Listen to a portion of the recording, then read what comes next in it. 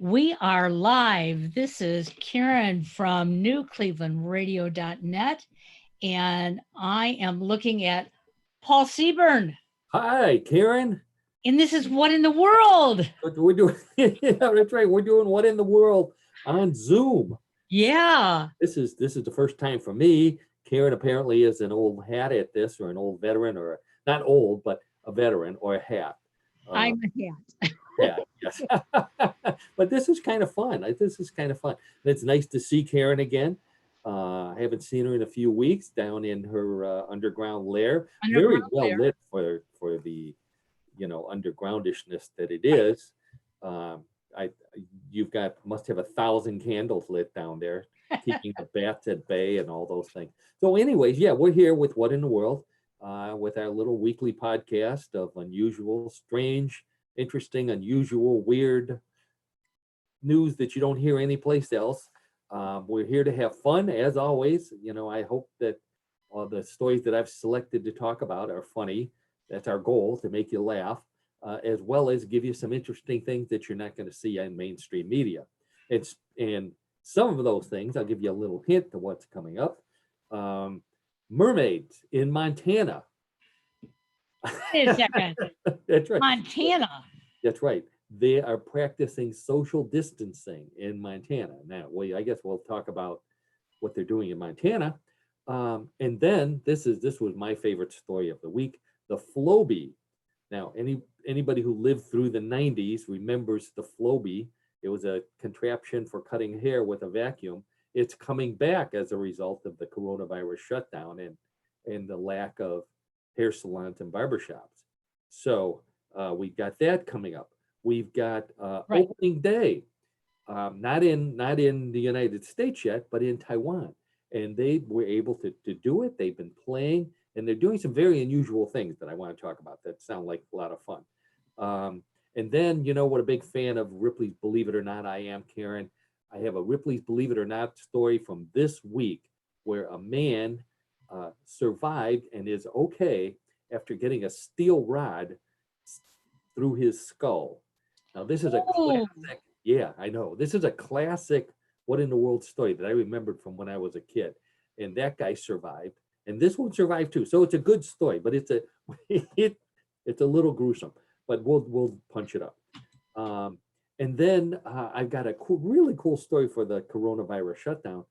For when we get ready to start going back out and dancing and partying, there's a company in Los Angeles that's making a very stylish hazmat suit that you can do all kinds of things in, including some erotic things. So we're going to talk a little bit about that. Wow, my eyes just popped out. If we have time, I've got a cute little story from India about a bird that eats fire, like the fire eaters at the circus or at the carnivals. Okay. So we'll find out about that.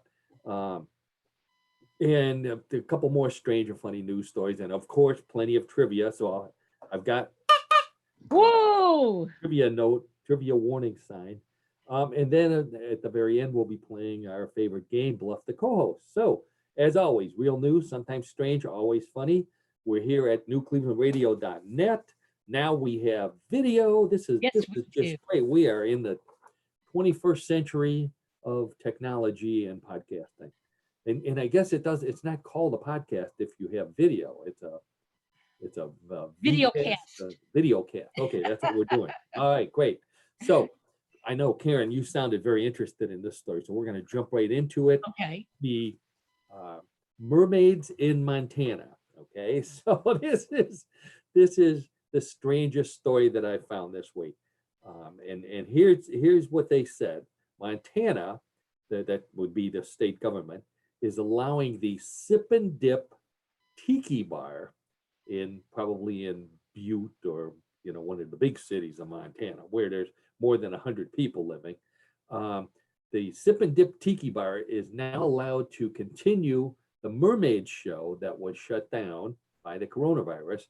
When it reopens, they can have the Mermaid Show, but they can have only one mermaid at a time in the pool. So that's pretty extreme social distancing. Yep, it is. My book, yeah. although it makes sense, you know, mermaids are half fish. A group of mermaids is called a school because they're half Oh, fish. okay, okay. Okay, schools are closed, so they're complying with somewhat with the closure of schools, um, and and you know it's a they can't do anything else because they're already underwater. So how are you going to wash your hands when you're already underwater? It seems kind of redundant, Hmm. right? SpongeBob does it. That's true, but SpongeBob's a cartoon, and these are Oh, mermaids. Okay, oh, we're talking oh, about okay. real things here, not a talking sponge. Um, and so you agreed with me right off the bat that a group of mermaids is called a school. So I Right, got you there. right. Yeah. It's not a school, and I had to look it up. So I'm thinking, if it's not a school, what could it be?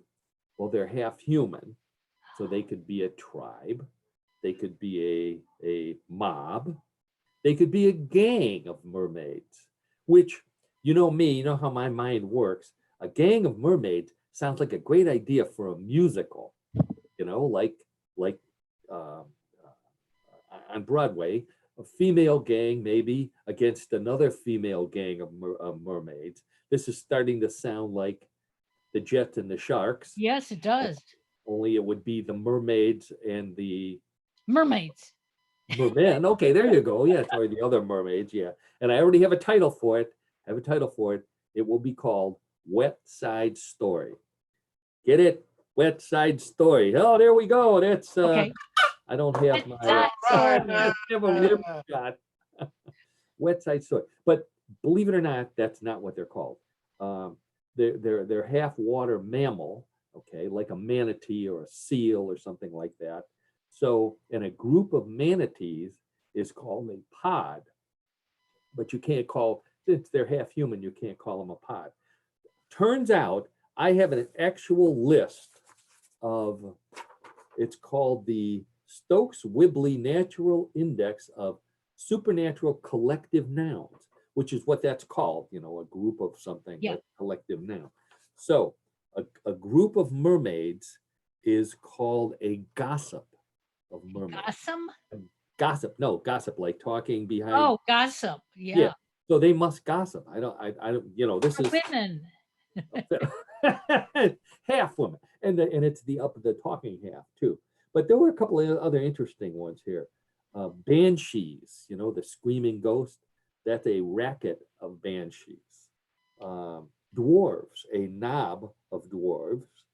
A tizzy of fairies. I don't know where that came from. Hmm.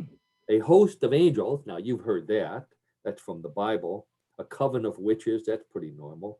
But the male counterpart of witches is warlocks, and that is a Coventry of warlocks, which I never thought that. Oh, that's down by University Circle. I know. Coventry. Well, you better watch out for warlocks when you go down there because that's apparently where they hang out.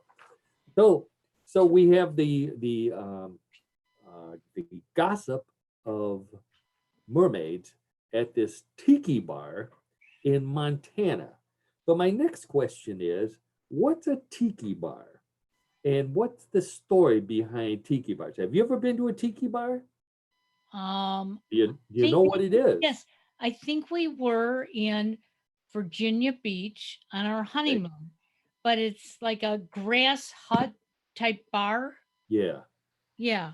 Yeah, there you go. Well, you don't Just a remember bar, much more really. because it was your honeymoon. God, So, do you remember anything from the honeymoon?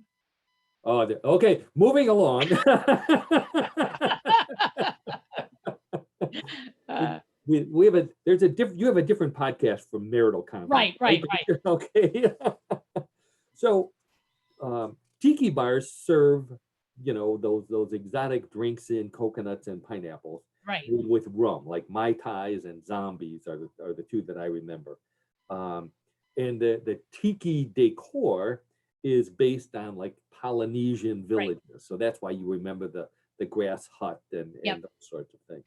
The earliest known tiki bar was not in Polynesia, but in Hollywood. It opened in 1933 by a guy by the name of Ernest Gant. But the name of the tiki bar was Don the Beachcomber. Don And Beachcomber. Don the Remember Beachcomber, that? right? Pardon? I remember that. Okay, that's a chain. It's actually, he did so well. He did so well that he opened like 25 of them around the country. He did so well that he changed his name from Ernest Gant to Don Beach for Beachcomber. Yeah, My. well, yeah, you know how people are. So that's the most famous one. The second most famous tiki bar is Trader Vic's. Now I've heard of Trader Vic, not Trader Right. Joe's, Trader Vic's.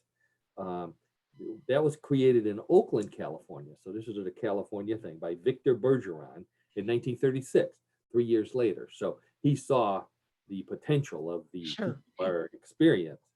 And he is responsible for inventing the quintessential tiki cocktail, which is the Mai Tai, My according favorite. to tiki lore. So, and I went to school with a girl named Tiki Lore. She was from Hawaii, I think. That's a joke. Where's my so Uh, that's I hope I didn't blow out your headphones with that. no, no, no. We're Okay, fine. good. So I got to get used to seeing Karen again here. Okay, so that's the story of the Tiki Bar and the Mermaids of Montana social distancing. Now, another unintended consequence of the coronavirus lockdown is this whole Floby thing. Now, I remember the Floby. That was back when I had hair and I could, had I been desperate, I would use it. It was a 90s thing, if you remember. It was a hair cutting gadget that combined scissors and a vacuum cleaner. If you had those two things, you didn't really need the Floby. Right. You watch the commercial on TV. And that's why everybody knows them, because the commercials were never ending. They just went, every time you turned on the TV, there was a Floby commercial. Right. So, and I had I talked about this on Facebook. If if you can't imagine imagine your worst hair day, okay?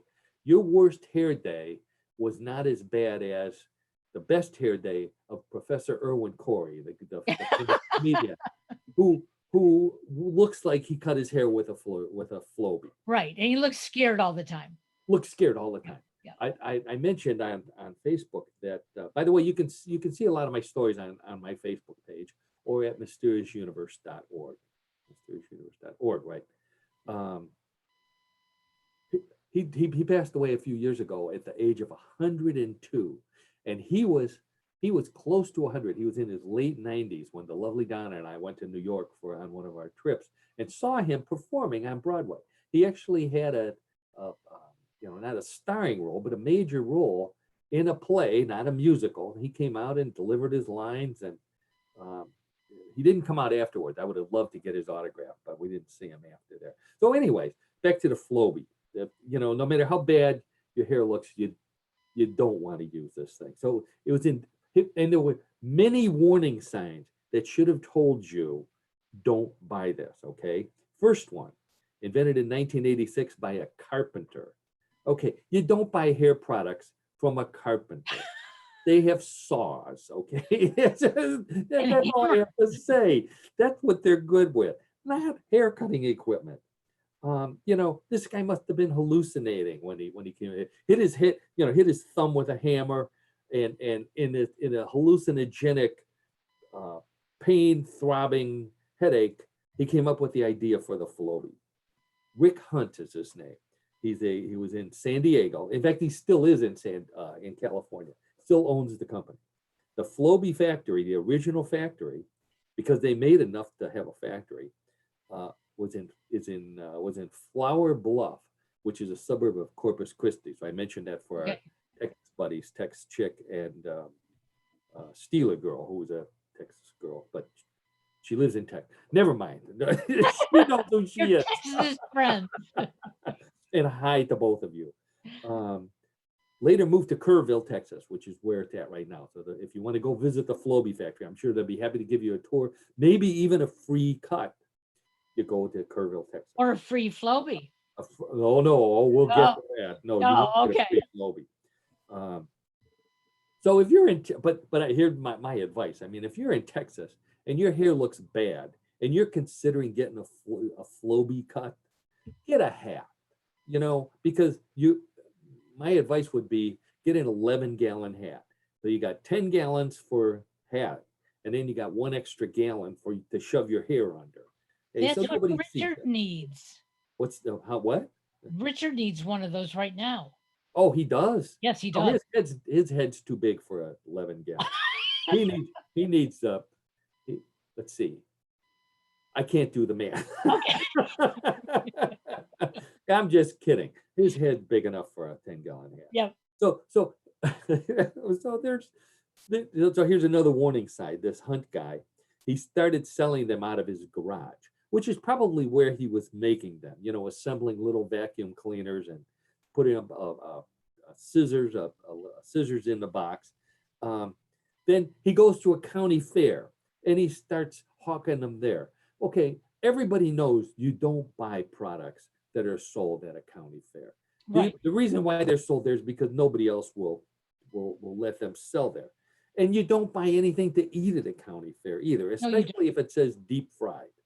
You don't buy a deep fried stick of butter. You don't buy deep fried frozen Coca-Cola. You don't buy any of those things. That's not good for you. So you don't buy the Floby that's on sale there next to the guy with the Jinsu knives. You know, so believe it or not, so this is I didn't Where realize. have you been all the time I go to the county fairs?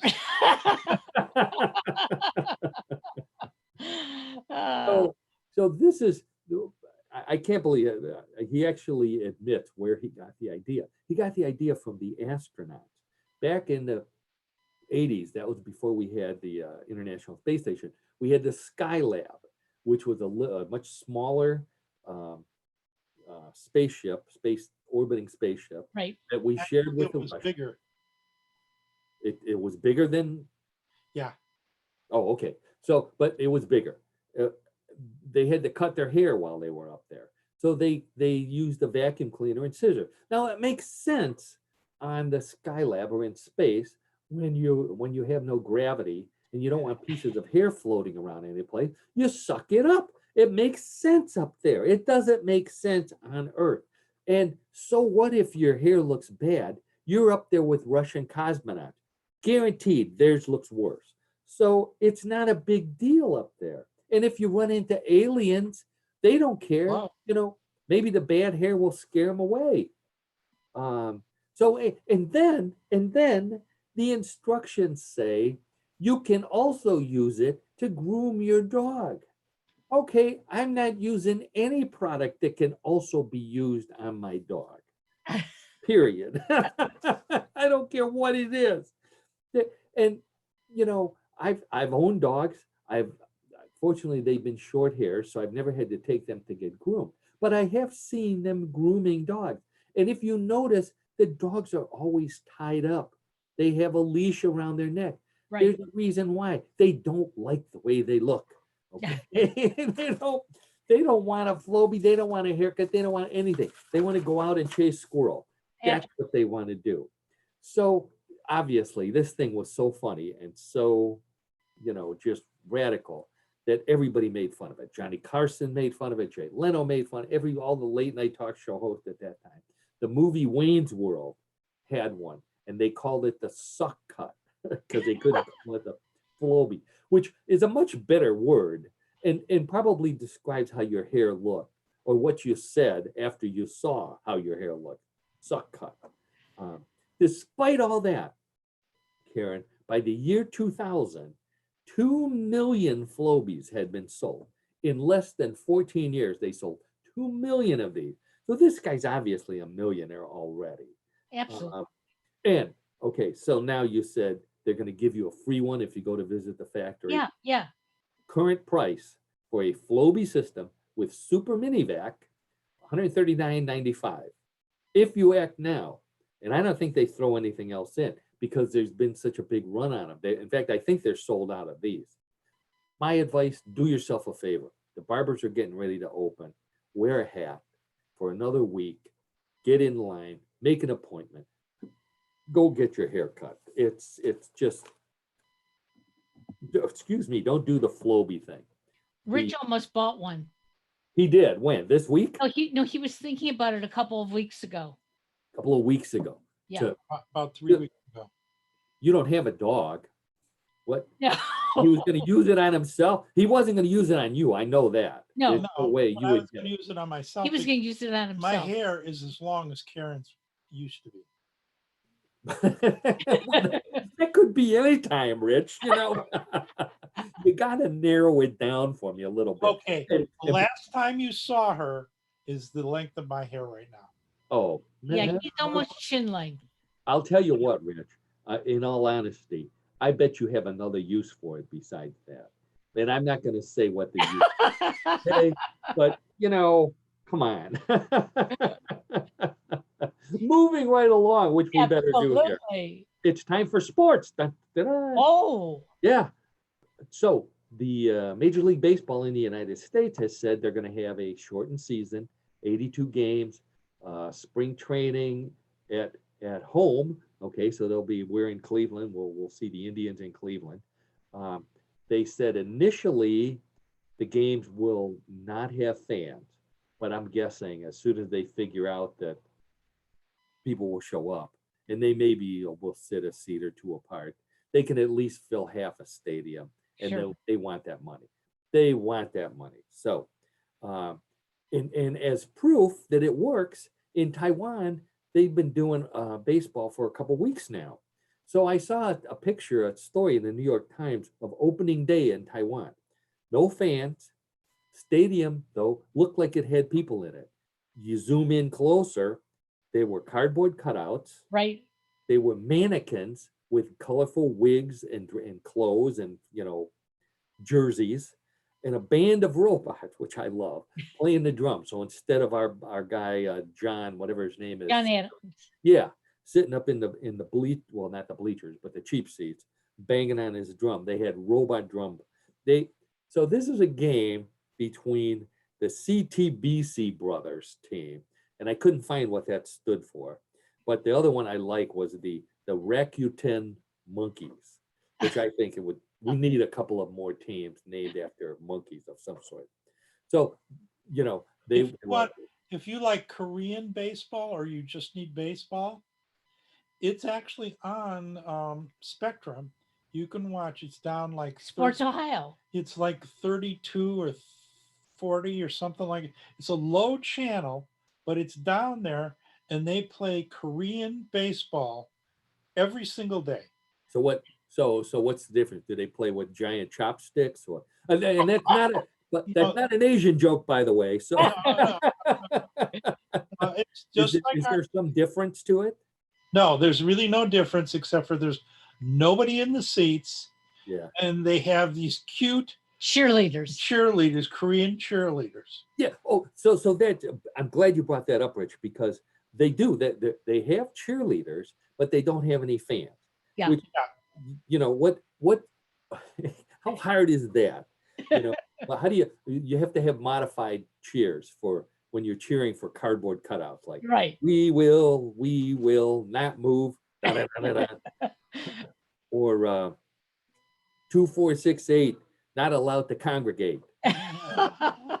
So so I mean, what do? You do the wave. How do you do the wave with cardboard cutouts? You take a big fan and blow. Wave it. Yeah. They all fall over. Then somebody's got to go stand them up. Then you blow them over again. I don't think that's going to work. Good news, no lines for the bathroom, right? Right. Seventh inning stretch. You're cardboard. You don't need to stretch. You don't sing "Take Me Out to the Ball Game." Maybe "Sounds of Silence," but might be a good one. You know, "Hello, dummies, my old friend. You're so hot, I wish you could bend." Oh God. Well, they're ball players. They're ball players. Okay. They're frustrated, Karen. You know why they're frustrated? They can't spit.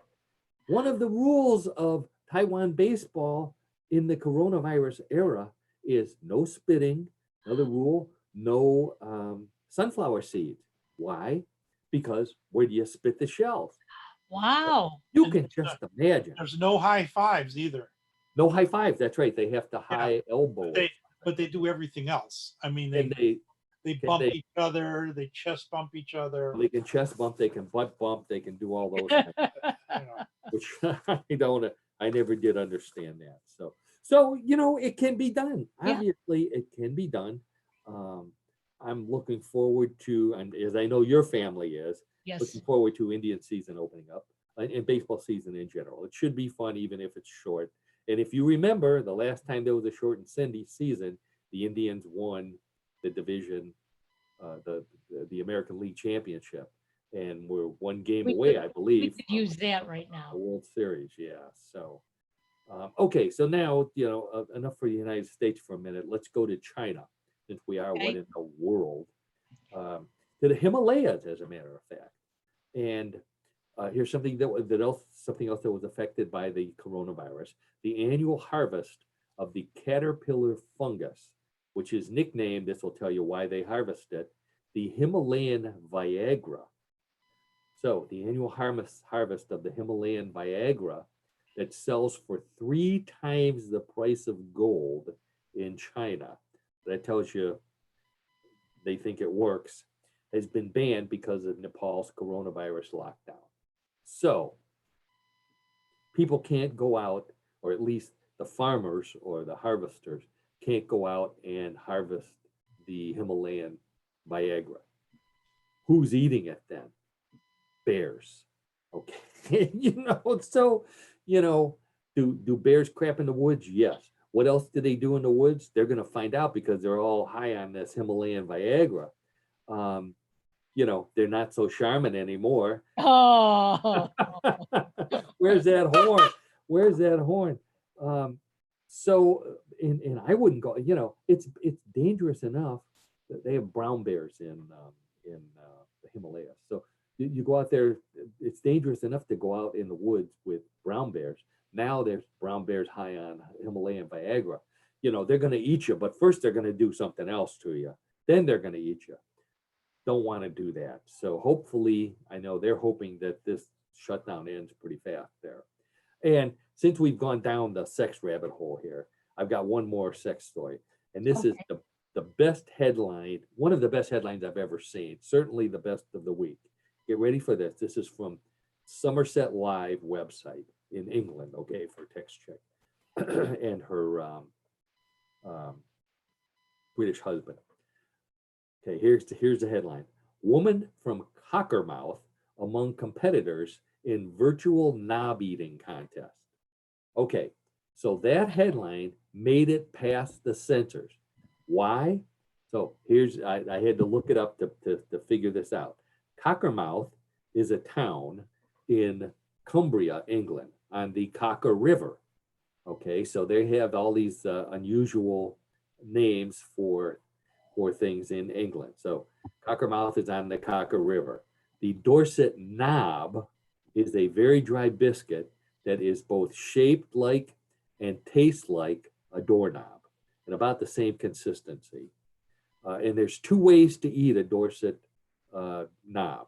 You can soak them in tea or cider, or you eat them with cheese or honey and cream, which is called thunder and lightning in England. Virtual knob eating, virtual?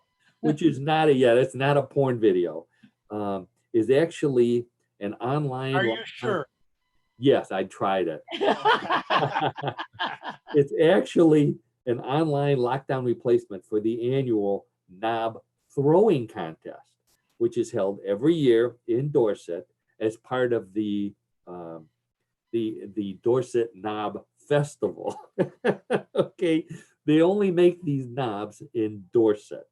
The record, and this is where our buddy John, hopefully he'll be back with us soon, would have some more trivia. The record for throwing a Dorset knob is 29.4 meters or 96 feet. And it's about the size of a baseball. It's a little thing. So in addition, they have other competitions at this Dorset Festival when it's held.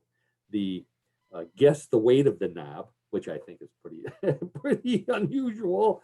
The knob and spoon racing, kind of like the egg racing, you hold it on a spoon. Splat the knob, I'm not sure what that is, but I think it's who can crush a knob the fastest.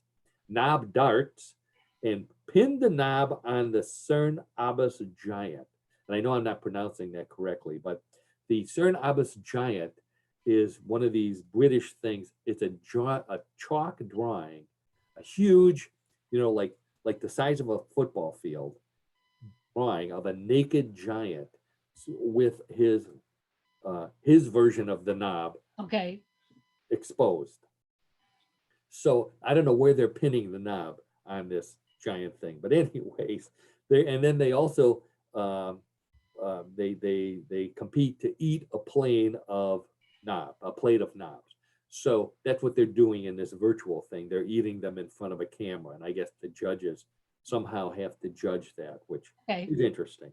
So I said, this whole story and all those colloquials from England are brought to you by British people giving Yankees like us something to laugh about besides Spotted Dick, which is really the only one that we ever laugh at. And it's a pudding, for God's sake, even I know that. So I didn't even need Tex Chick's high maintenance husband to import to explain that one to me. Wow. So anyway, so now let's get into a little bit of if you think those were unbelievable, now I've got a real Ripley's Believe It or Not unbelievable story. Okay. And as I've said many times, that I've been a lifelong fan of Ripley's Believe It or Not from when I was a kid. I used to read the cartoon in the paper, in the Sunday Funnies was always one of my favorite things. Unusual things from around the world. I collected the books. I went to the museum when we were in one of our visits to New York. I watched the television shows, the various ones. They're great. I love them. So one of my earliest recollections was a story about a guy who had an accident, and a steel or an iron rod went through his skull from the top and came out the bottom. And a drawing of his skull with the rod still in it. So everybody assumed that that's what happened. Well, that's the rod came out the other end, and we'll talk about that in a minute. His name was Phineas Gage, and that happened in 1848. So we'll talk about him first, second. But first, this just happened again. Hard to believe, in Spain, no, Israel, in Israel. So this guy is working on a house, on an apartment. He's a builder. He's some sort of builder, and he's on the second floor of the building, and he makes the wrong step and he falls. Unfortunately, he falls onto a wrought iron fence of some sort, and the rod from the fence goes from the bottom out the top. Oh. Yeah, okay. So it went all the way through, though. Went all the way through. Now, I'm not sure how that happened, but it went all the way through. Oh no, it didn't. It got stuck. So 46 years old. His name's Kamel. So Kamel gets he's yelling. His family hears him. He's probably yelling, "Somebody get a camera, because nobody's going to believe this." But they at least knew if he's yelling, maybe he's going to be okay. Sure. They took him to the hospital, rod and all. Israel, so it was a good hospital, and that's that's not an ethnic joke there. The doctor looked at it, and they did all kind of X-rays real quickly. They could tell that they could pull it out, but they were afraid that they might rupture a vein or something, and sure, stroke. So they did it very carefully, and they only did minor damage. So they let him rest for a period of time till the swelling went down. Once the swelling went down, they went in through his nose and they finished everything up. They repaired the veins. They fixed this is the most unbelievable thing. They fixed the hole in his skull with fat from his abdomen, and somehow they repaired the hole and it solidified.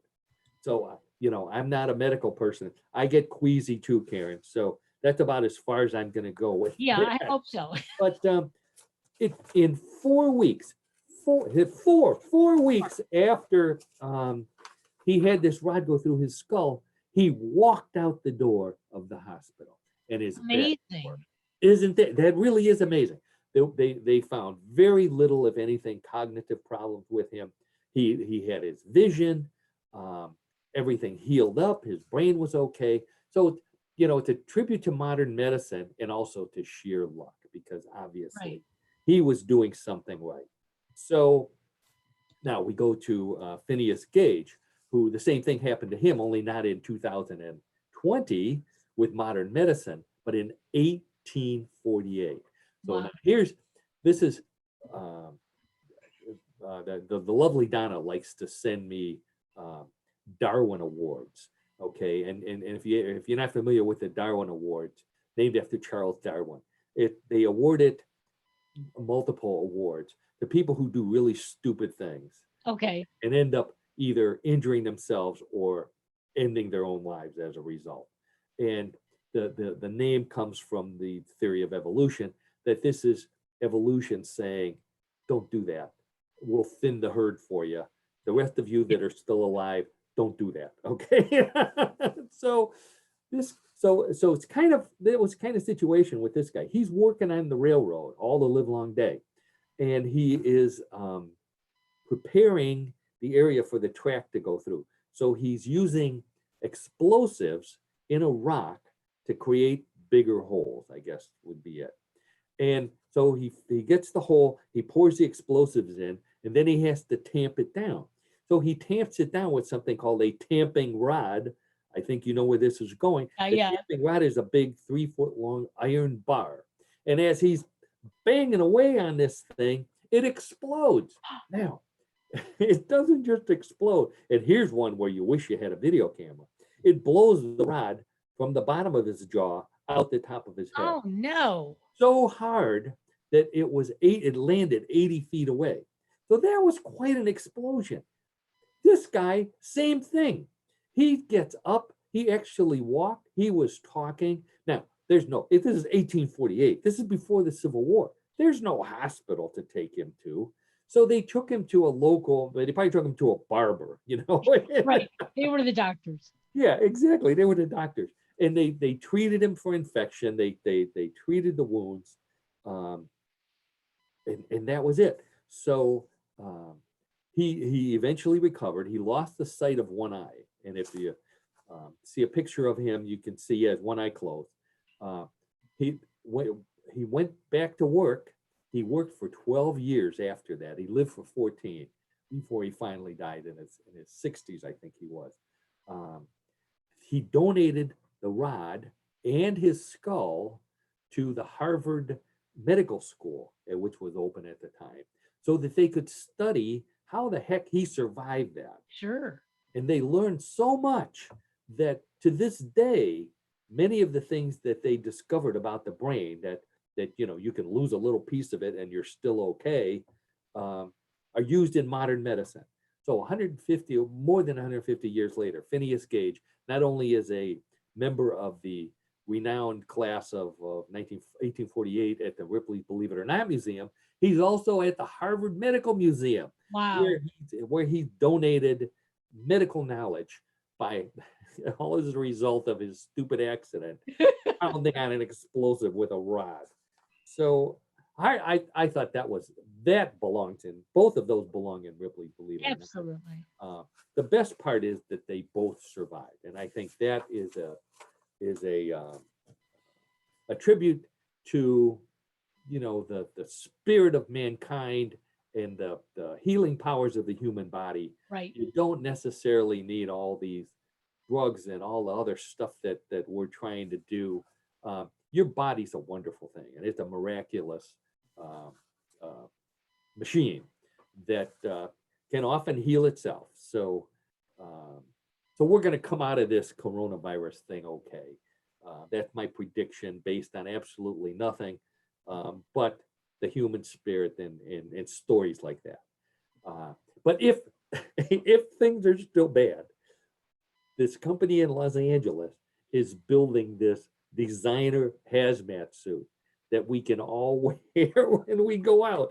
Now, Karen, I know you probably have masks just like I have masks. Oh, I do. Yes. So the lovely Donna has made some really stylish masks for me to wear. I'm the hit of Giant Eagle, the grocery store. When I come in, everybody wants to know where I got my mask, and I get to brag that my wife is at home and she's making these beautiful masks. I would have known that. Yeah. How much would you pay for this mask is the first thing I ask. So I need to start taking more than ones because I'll, I can sell them there They're and selling them. pay for toilet paper. Yeah. So, or maybe trade for toilet paper. I'm not sure what would be fair. So anyways, so everything's opening up, but just in case things are different, which they will be, Right. like nightclubs and music clubs, you with the clubs that you go to, Right. you're probably thinking, how am I gonna go to listen to live music? How Absolutely. will they fit us in? What kind of spacing will there be? Well, this company in Los Angeles is making something called the microshell. Microshell, and it's a virus shielded, easy to control, fun to wear, disinfectable, fast to deploy personal protective suit that allows socializing without distancing. So, with a description like that, now that we have long been the first podcast with visual aids, you can finally see the visual aid. So I brought a visual aid of this suit. Let's see, can you? Yeah, we can see it. Looks like a Wow. pretty snazzy thing. Yeah. Yeah, it's fits nice. And I was going to mention this later, but for people of a certain age, it's expandable. So Okay. it's kind of a one size fits all kind Got of it. thing. So this is one of those things when we've talked about this before. When we were kids, we used to watch the Jetsons. So the Jetsons had all this modern stuff. They had, they had phones that had video on them, and Right. they had flying cars, and they had machines that spit food out that you didn't Right. even have to go to the store. So some of those things we've seen, like the uh, video that you can hold in your hand, like we're doing today. Right. Was something that we couldn't have imagined when we were kids. It was only in the cartoon. Flying cars, don't see them yet. I never would have imagined that we'd be wearing spacesuits on Earth. In space, on Mars, on the moon, yes. On Earth, at a nightclub, no. And yet, that's where we're at. So, so this was created by a studio. Okay, so it's a kind of a work of art. Okay. They do it. It is very stylish. Production Club is the name of the thing, the company. Microshell is the name of the product. And so what it is, it's a hazmat suit. It's an airtight suit with a helmet combined with a built-in sound system. Okay, so you don't, you got the helmet on, you're at a concert, they tap into the DJ or the band or whatever it is. You hear it right in your helmet. Wow. Yeah. The wireless voice communication, so you can communicate with other people, just like you're talking on the phone, and a disposable drinks and vape system. So you can eat and you can vape with the suit on. Okay, wrap your I head don't think around we that. need vaping. I don't know. All I see is this thing filling up with smoke and banging my head against the wall and choking. Um, but the owner, Miguel is his name. He says it's for a party environment, not for reckless social behavior. Now, he says it's not for reckless social behavior.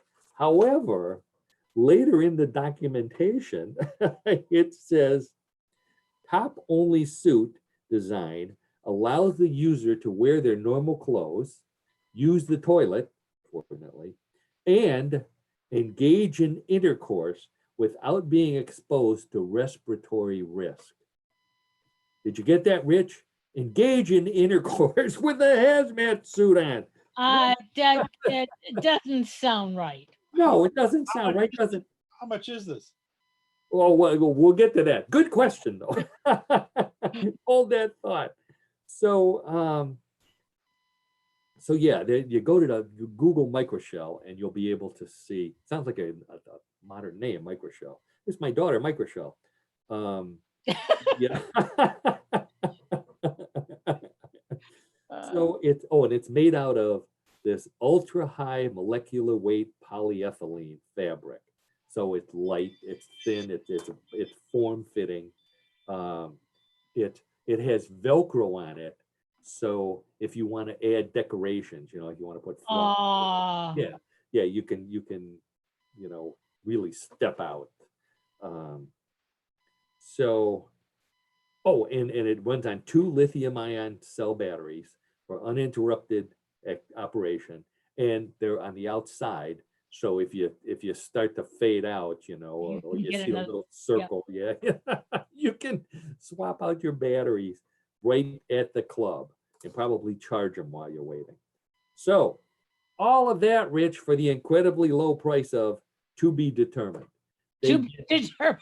To be determined. I go through the whole website hoping to find out how much this thing costs, even if it's, and really it's only, what they said is it's only for corporations. They want to sell business to business first before they sell it to the general Of public. course. But Yeah. all that really means is, Karen, is that like clubs will buy it. You go to a really fancy club, you go in there, they'll rent you one maybe after they disinfect it, of course, because who knows, they said you can do intercourse. So you want to get it disinfected. So to me, even though they didn't give a price, to me, if this is a company that's thinking outside the 6-foot box, they are coming up with solutions for the challenges that we're going to have as we move into the post-coronavirus lockdown era. So we're going to be sitting at the baseball park with cardboard fans, and we're going to be going out night clubbing in hazmat suits. I could be going and working in a bank In a hazmat suit. in a hazmat suit. Yeah. What See? was that? When he works at the banks, Oh, that would be a good thing for him. he had to wear a hazmat suit? No, he doesn't have to, but he would like to. Yeah. Oh, yeah, I'd pay to see Rich in a hazmat suit. I think that'd be pretty cool. So how are we doing here? Do we have enough time for one more story?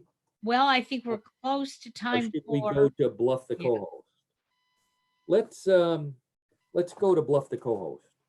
Da, da, da, da. We need some music now. That's He's gonna bluff me again today. oh, that's right. I need some smoke. That's what I need. Some special effects to make it like a psychic thing. Well, your lighting has that special effect today.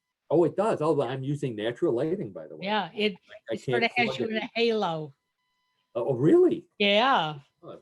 This is from my own underground lair, better known as my office. With I listen to some of my favorite radio personalities and podcasters, and they talk about broadcasting from their closet.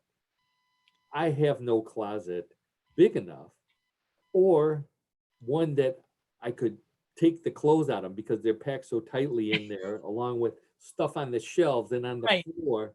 It would take me days just to clean it out. And then where do I put all that stuff? I'd have to build another closet, or I put it in my office. Yeah. Why not just use my office? Yeah. That's why we're here. So anyways, as for those of you who have been here before, you know how what the co-host has played. If not, I'll explain it. I have 3 stories that may or may not have come from the news. Similar style to what we've been talking about here. Some may be true, some may be bluffs. It's up to Karen and Rich, our co-host and co-host, to decide whether the story is true or a bluff. There's no wagering, so It's legal. Yeah. So anyways, hands on the buzzers. Got it. Okay, story number 1. After the city of Portland, Oregon decided to go ahead with its annual World Naked Bike Ride, the only changes being that the riders must keep 6 feet apart and wear a face mask, since the coronavirus apparently doesn't leak from other areas. The city of Pamplona, Spain decided to go ahead with its lesser known naked running of the bulls in July. Unlike the big running of the bulls earlier this year, this one takes place on a beach. All the runners are naked, and the bull is actually a calf from a local petting zoo. No one has ever been hurt in the naked running of the bulls, although there have been a few close calls when the calf felt an urge to milk. As in Portland, face masks must be worn by the runners, but uh, the runners will be 2 meters rather than 6 feet apart. Okay, so the naked running of the bulls in Pamplona, Spain, much smaller race than the big one. They decided as a result, nobody's going to get hurt, wear a mask, we'll still run it. Real or bluff? God, I've never heard of this naked run. Have you heard of the one in Portland? The naked bike ride? No. Well, there you go. I know. Yeah, but I'm sure there's a lot of naked stuff going on. I'm sure there is. So the naked run on the beach with a baby bull. Yeah.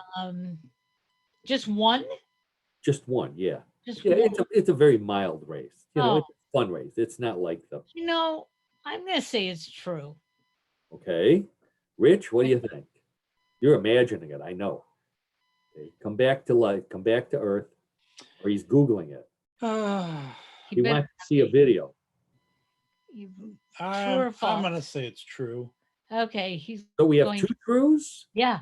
Two trues. It's a bluff. The only thing true about that is the World Naked Bike Ride, which actually is true. And they did cancel it. You're not supposed to do that to me. Hey, wait. Oh, come on, please. I lose. Stories you saw right through. So usually if it's in Poland, you always know. Okay, so both of you need to come back here on this story. So hands on the buzzer. Story number 2. The coronavirus has done something that nothing else has been able to do in history. Shut down the New York subway system, which is now taken out of operation every night for 4 hours to be cleaned. While maintenance workers wear protective gear, some have suddenly refused to go to work on the cleaning shift because they've been spooked by what they're finding on the cars. In addition to hundreds of cell phones, they're finding men who have no IDs and will only say that their name is Waldo. They thought it was a prank until they heard the same story from other workers in other cars. These mysterious Waldos all have red striped shirts and hats and disappear before the police arrive. Subway officials have been beefing up security and are checking with the makers of the cleaning products being used to see if they might be causing hallucinations. Okay, so. Oh my God. The coronavirus causing maintenance workers cleaning the subway cars to think they're seeing the occasional man in a red striped shirt named Waldo. Well, I know they are shutting the subways down. I think it's false. But I don't believe the rest. So the subways are shut down. They are cleaning them, but they're not seeing Waldo. They're not seeing Waldo. I don't see Waldo. Oh, you're right. That was a bluff. Good. Yeah. Yay! Hey. Okay, so we're 1-1 over here. Yeah. That means doesn't mean anything. It means we're even. Okay, as you know, the points are doubled on the third question here. So you could really win a bunch of points that I think they will trade for toilet paper.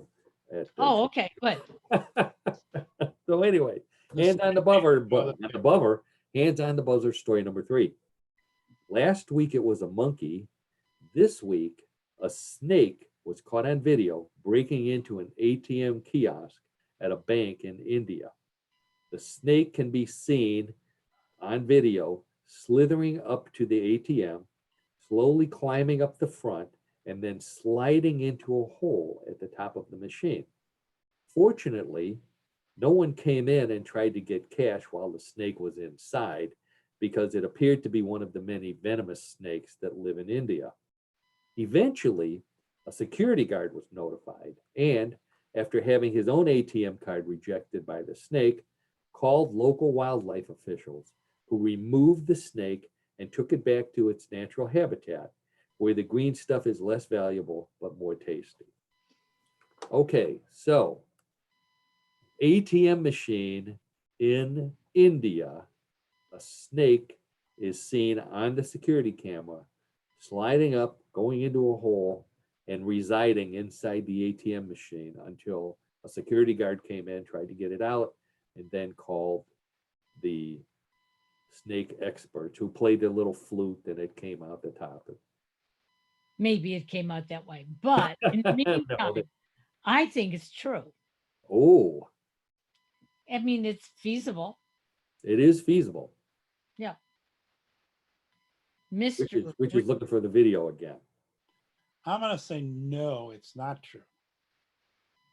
How dare you not agree with your wife? Ooh, okay. Ooh. Well, if I have to, I will. No. He says no. I say Wait, now, so let me see if I understand. Karen, you say it's true. true. He says Rich it's false. says it's a bluff. Karen wins the round. That's- Yay! I was trying to remember, did we talk about the monkey inside the ATM last week? No. 'Cause that's No. also a true story. A monkey actually opened up an ATM in India and tried to get money out of it. They caught it on video, but it got spooked and it ran away before they could catch it or Wow. interview it or put it on, give it some money or a banana or whatever it was. Well, So yeah, how about that? No, there we go. Those monkeys are always trying to get money. monkeys are always trying to get money. Yeah. So I are we. know. No, if My mother anybody used to wants tell me that all the time. Stay away from the anybody wants monkey to stuff. invest No, in just your take your show. money. Yeah. Okay, well, you know what? We completed another podcast Isn't that amazing? Exactly an hour. and on Zoom. On Zoom, and yes. YouTube. Dave So, again, yes. it's going to be out there for a long time. Uh-oh. Go watch it. You get to see what, we look like and the funny faces I make when, you're talking out there. Why do you have that thing that keeps putting images on top of you? Oh, we haven't done Oh, it yet, but we might do that at some point. Yeah. That would be fun, yeah. Draw rabbit Okay. ears on One you. thing I'm not gonna do is get a flow-mo just so you can see how bad I would look. Floby, you mean? Floby, I meant Yeah, Floby. Flow-mo, I think, was another contraption. Yeah. Flomo sounds Flo Joe was a runner. Yeah. Oh boy, all kind of obscure references here at the end of the show. We're worn out and getting spacey here. So well, like we look forward to John coming back. yes. it Hopefully within a week or so. It should be fun. Yeah. And we'd like some feedback from everybody to let us know what you think of this new format, because I think we're going to stick with it for a while. Sounds like fun. All right. Or we could put cartoon characters in instead. Yes, we could. In the meantime, we want to wish everybody a good day. Stay safe, and we'll see you next week. Bye-bye. Bye. Bye.